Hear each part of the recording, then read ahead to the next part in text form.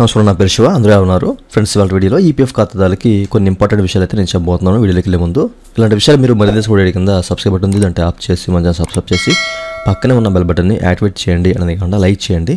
So like చేస్తే ఇలాంటి videos అందరికీ చేరుకుంటాయి. So please like.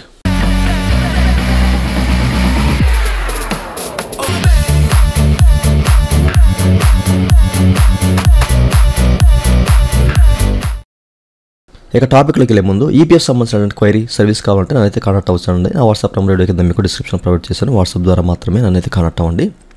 ఓకే, అయితే ఈరోజు చాలామంది అడుగుతున్న ప్రశ్న ఏంటంటే, సార్ వెబ్సైట్ ప్రాపర్గా వర్క్ చేయట్లేదు, ఎప్పుడు వర్క్ చేస్తుంది, ఎందుకు ఎట్లా జరుగుతుంది అనేది చాలామంది కామెంట్ సెక్షన్లో అడుగుతూ ఉన్నారు. కొంతమంది తెలుసు ఇది ఎందుకు అవుతుంది, ఎట్లా, సో ఎప్పటి నుంచి అవుతుంది, ఏ సర్వీసులు పనిచేయట్లేదు ఎట్లా అని చెప్పేసి. ఓకేనా, అయితే మనకి ఫ్యూచర్లో ఏంటంటే కొత్తగా అంటే ఈ ఈపీఎఫ్ వెబ్సైట్ ఏదైతే ఉందో న్యూ వర్షన్లో, ఓకేనా, 3.0లో మనకి అందుబాటులో రాబోతుంది. అలాగేనంటే కొన్ని సర్వీసులు అనేవి మన హెచ్ఆర్ నుంచి, ఓకేనా, హెచ్ఆర్ని బైపాస్ చేసి మనం డైరెక్ట్గా ఈపీఎఫ్ ఆఫీస్కే సబ్మిట్ చేసేలాగా మనకి కొన్ని అప్డేట్స్ అయితే వచ్చాయి. ఓకే, సో వాటిలో ముఖ్యంగా జాయింట్ డిక్లరేషన్లో కానివ్వండి, లేకపోతే ఏదో పిఎఫ్ సంబంధించిన అంటే ట్రాన్స్ఫర్ సంబంధించిన విషయంలో కానివ్వండి.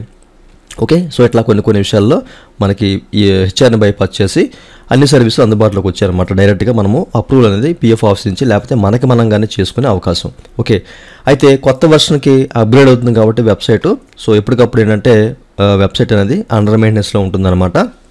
ఓకే, సో ఎప్పుడు వర్క్ చేస్తుందో మనం కరెక్ట్గా చెప్పలేము. ఓకే, అయితే మీరు ఏదైనా వర్క్ చేసుకోవాలంటే కనుక ట్రై చేస్తూ ఉండాలన్నమాట. ఓకే, గంటకోసారో లేకపోతే అరగంటకోసారో లేకపోతే రిఫ్రెష్ చేసుకుంటా ఏదైనా మనం ఇప్పుడు విత్డ్రా చేయాలి.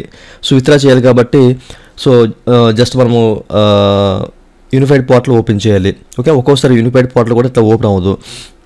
ఓకేనా, సో రెండు సార్లు 3 సార్లు అట్లాగా రిఫ్రెష్ చేసుకుంటూ ఓపెన్ చేస్తే ఓపెన్ అవుద్ది. And UN number, password enter చేసి, క్యాప్చా ఎంటర్ చేసి, ఇవన్నీ ఎంటర్ చేసిన తర్వాత సో అక్కడ మనకి ఎస్క్యూల్ ఇష్యూ లేకపోతే సంథింగ్ ఏదో ఒక ఇష్యూ వస్తూ ఉంటుంది.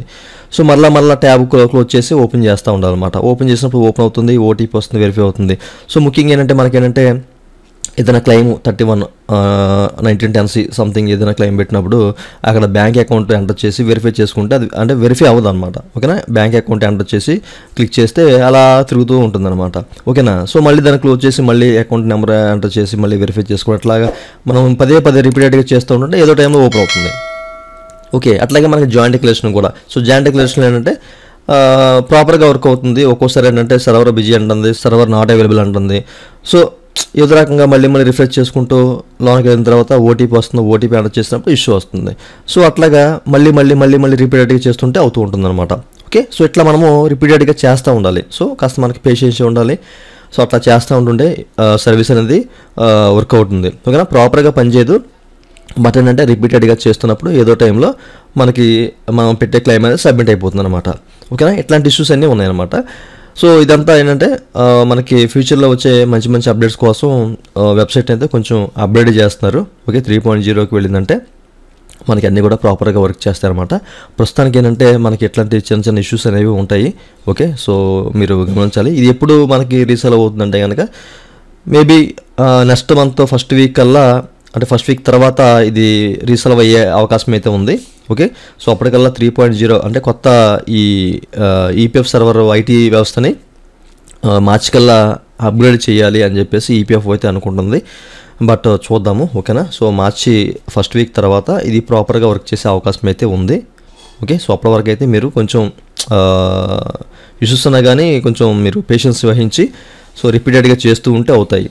ఓకే, నన్ను చాలామంది కాంటాక్ట్ అవుతున్నారు. బట్ ఏంటంటే సర్వీసులు సరిగ్గా పనిచేయక నేను వాళ్ళకి సర్వీస్ చేయలేకపోతున్నాను. అట్లాంటి వాళ్ళు ఎవరైనా ఉంటే కనుక కొంచెం వెయిట్ చేయండి, నేనైతే మీకు కాల్ చేస్తాను. ఓకేనా, అమౌంట్ పే చేసి చాలామంది ఉన్నారు. బట్ ఎవరో కూడా కంగారు పడద్దు, నేనైతే కాంటాక్ట్ అవుతాను మిమ్మల్ని. ఓకేనా, అన్ని ప్రాపర్గా వర్క్ చేస్తే అప్పుడు మిమ్మల్ని కాంటాక్ట్ అవుతాను. ఓకే, సో ఇప్పుడు చేసినా కానీ ఏదైనా ఇష్యూ ఉంటే మళ్ళీ అదొక పెద్ద ఇష్యూ అవుద్ది, తలనొప్పి అవుతుంది. ఎందుకంటే ఒకటి చేయబోయి ఇంకోటి చేసామంటే సో తొందరలో అదొక రకమైన ఇష్యూ అవుతుందన్నమాట.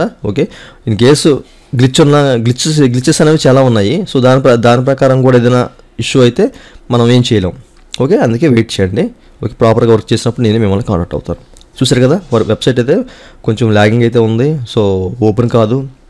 అండ్ నెక్స్ట్ మంత్ నుంచి మనకి ప్రాపర్గా వర్క్ అయ్యే అవకాశం ఉంది కాబట్టి కాస్త వెయిట్ చేయండి. ఇదనే వాళ్ళ వీడియో. ఈ వీడియో మీ నచ్చితే వీడియో కింద లైక్ బటన్ ఉంది, లైక్ చేసి మీరు సపోర్ట్ చేయండి. అలాగే నిమిషాలు మీరు చేసిన కదా సబ్స్క్రైబ్ బటన్ ఉంది, దాంట్లో యాప్ చేసి మనం సబ్స్క్రైబ్ చేసి పక్కన పెట్టండి. Thank you for watching and జై హింద్.